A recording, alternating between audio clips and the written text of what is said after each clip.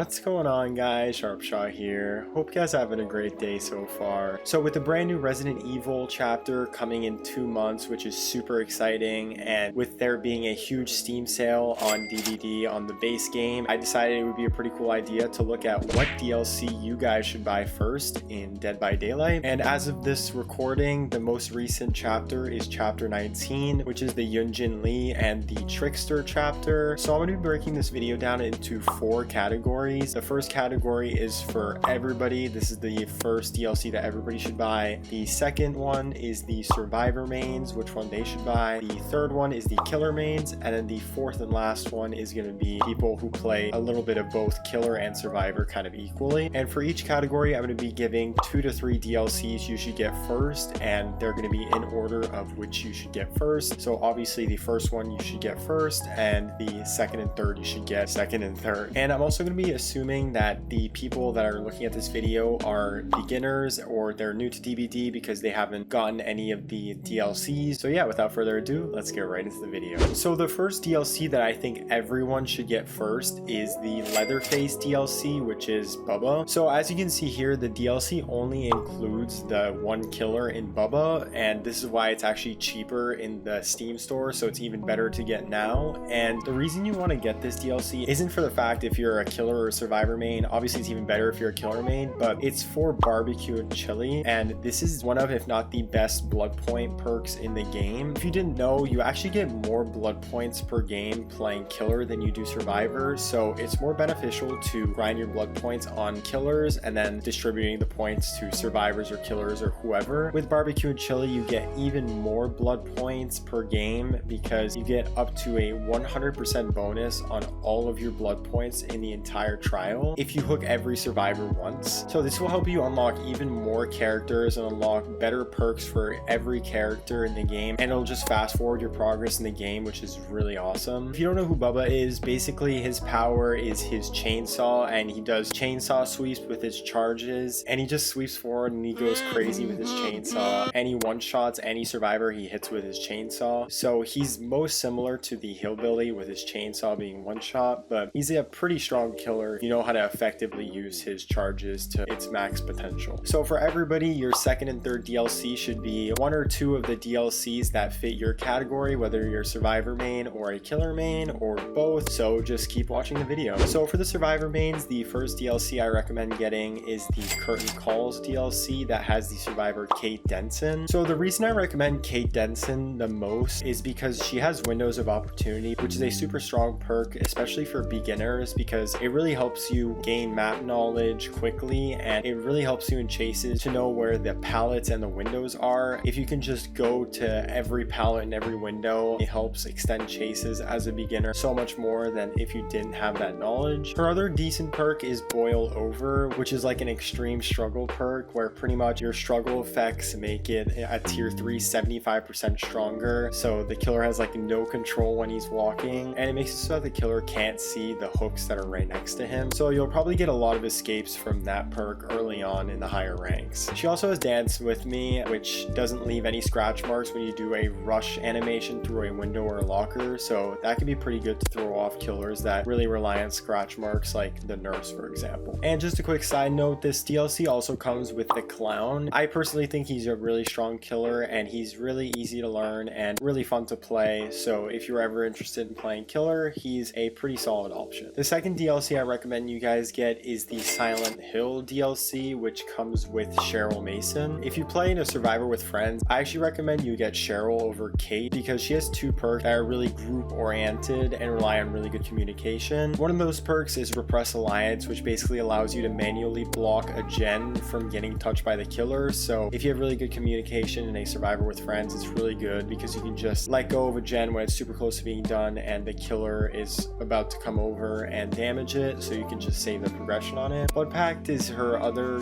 group oriented perk where pretty much if you heal or get healed by the obsession, you two get an increased speed of up to 7% at tier 3 if you stay together. So with good communication you can stay together and move really quickly together around the map. And finally, Soul Guard, which I think is probably her best perk. It's basically like a mini borrowed time where if you get revived from the dying state, you get the endurance status effect. If you get hit to get downed again, you just get the endurance exact exactly like borrowed time. This DLC also comes with a pretty decent killer in the Pyramid Head. His ability is pretty complex, but once you get used to it, he's pretty decent, so he's a fun killer to play with. Moving on to the killer mains, the first DLC I recommend you guys get is the Shattered Bloodline DLC that comes with Spirit. Played at her best, the Spirit is one of the best killers in the game. Her main ability is the Phase Walk, where she can basically become invisible and she can't see the survivors, but she can only hear them and see their scratch marks and their blood trails. All the survivor sees is the Spirit where they were standing before they were phasing, so it really throws the survivors off because they don't know where the Spirit actually is, and she moves really quickly in her Phase Walk, so it's really tough to loop her. Overall, she's just a really powerful killer that can just have super good map control. And here are the Spirit's perks. If you run her, I highly recommend using Stritter. It's probably one of the best perks for Spirit. Haunted Grounds is pretty fun to use to mess with the survivors, and Spirit Fury and Rancor are super good. The Shattered Bloodline also comes with a pretty good survivor in Adam Francis, and his best perk is Deliverance, which lets you unhook yourself with a 100% chance if you had to safely unhook someone beforehand. So the next DLC I recommend you get is the Nightmare on Elm Street DLC, which has the killer Freddy. He is one of the best killers in the game, and I know he's getting a nerf in the next update, but it's not the biggest nerf. It's kind of just a fix to even things out, and I still think if played well, he's a really strong killer regardless. So Freddy's main power is having the survivors in the dream world, which is where he has all of his powers as well. He has 3 special abilities. His first one is a dream snare, which is a circle of blood he places on the ground. Now when a survivor runs over them, it slows them down, so it's really good in a chase for him where you can just easily catch up to a survivor after they run over that and down them really easily. His second special ability is the dream pallet, where he basically just puts down a fake pallet. And finally, his last power, which is his best, is that he can teleport to gens. Overall, he can put a ton of map pressure, and he's a really scary killer to go against. And he also has a really fun perk in Blood Warden that lets you counter the toxic people that just teabag in front of you at the exit gates. If you hook someone after the exit gates are opened, it blocks the exit gates for 60 seconds, and you get to see everybody in the exit gate. You can just destroy them, and it makes the survivors so mad. This DLC also comes with the survivor Quentin, which is probably one of the worst survivors in the game. So if you want to play a tiny bit of survivor with his perks, you're not going to do very good. If you're not a fan of Freddy, or you think he's not good anymore because of his nerf, the second DLC I think you should get instead of that one, or a third DLC, is Cursed Legacy, which has the killer the Oni. The Oni is a really strong killer that basically snowballs, so if you do really good in the beginning of the game, you do insane at the end of the game, you're basically unstoppable. He basically collects blood orbs from injured survivors, which fuel his power, and once he gets into his power, he can perform one of his special abilities, which is the Demon Dash, where he can charge forward really far and really quickly, kind of like Billy's chainsaw. He can also perform a Demon Strike, where he can just one-shot any survivor he sees. So this killer is basically an M1 killer in the early stages of the game, but if you injure people quickly and gather a ton of blood orbs early on, you'll be basically unstoppable. His best perk is Blood Echo. When someone gets hooked, all other injured survivors get the hemorrhage status effect, where they stay exhausted for 45 seconds, so they can't use their exhaustion perks like Sprint Burst and Dead Hard. He also has like a reverse Windows of Opportunity and Zanshin Tactics, where he can just see breakable walls, pallets, and windows from a certain range. And finally, Nemesis is kind of a meh perk. And Cursed Legacy also comes with the survivor Yui, who actually has a perk that got greatly improved in Lucky Break, which basically hides your bleeding and scratch marks for up to 90 seconds at once in a trial. So that's insane in a trial where someone really relies on your scratch marks and lets you escape super easily from any killer, especially the Spirit, who relies on both of those things. Moving on to the survivor and killers, the people that do kind of a little bit of both. The first DLC I recommend you guys get is the Sparkness of Madness. The Sparkness of Madness.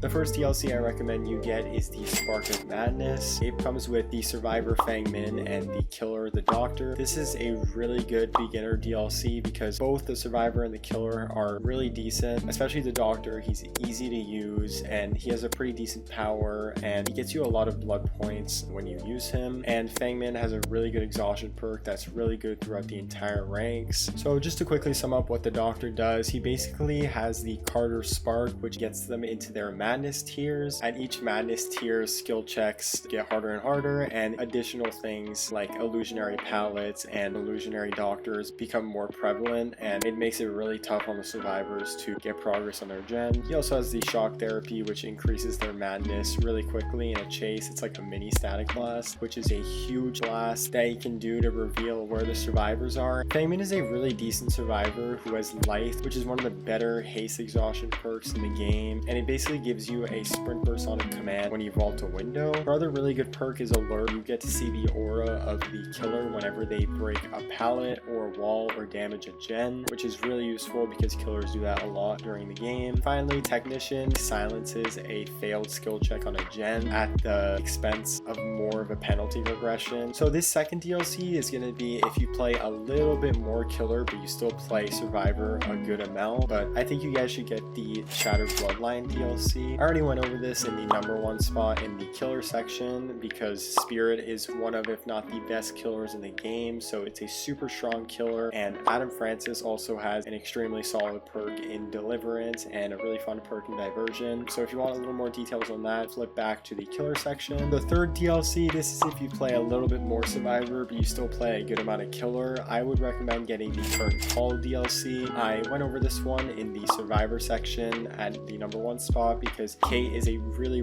good beginner survivor with her perk Windows of Opportunity, and the Clown is a really solid killer who has his bottles that can end chases super quickly by slowing down the survivors with his bottles. He's overall just a really fun killer to play, and he's easy to pick up. So yeah guys, that's been the video. Let me know in the comments which DLC you got first, or which DLC you plan on getting first out of this video, and let me know what your favorite DLC out of all of DBD has been. I'd love to hear that. So yeah guys, thank you guys so much for watching.